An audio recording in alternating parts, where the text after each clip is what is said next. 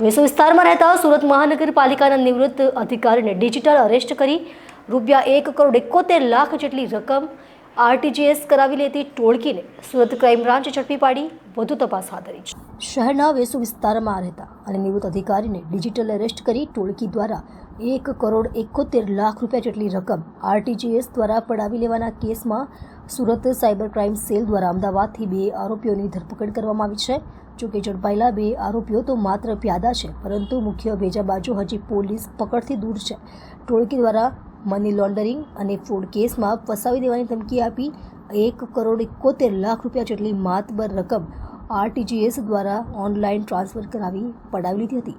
ઝડપાયેલા બંને આરોપીઓએ પરસ્પર બેંક એકાઉન્ટોની આપ-લે કરી હતી, જે બેંક એકાઉન્ટોનો ગુનામાં ઉપયોગ થયો હતો. ટોળકીએ નિવૃત્ત અધિકારીને ડિજિટલ અરેસ્ટ કરવા સીબીઆઈ અને આરબીઆઈના નામે બોગસ લેટરો પણ મોકલ્યા હતા. બનાવની જો વિગતવાર વાત કરીએ તો સુરતમાં પાલિકાના નિવૃત્ત અધિકારીને ડિજિટલ અરેસ્ટ કરી ₹1,71,00,000 જેટલી રકમ પડાવી છેતરપિંડી કરવામાં આવી હતી. જે છેતરપિંડી કેસમાં સુરત સાયબર ક્રાઇમ સેલ દ્વારા ડિજિટલ અરેસ્ટ કરતી ટોળકીના 2 સાગરીતોની અમદાવાદથી ધરપકડ કરવામાં આવી છે.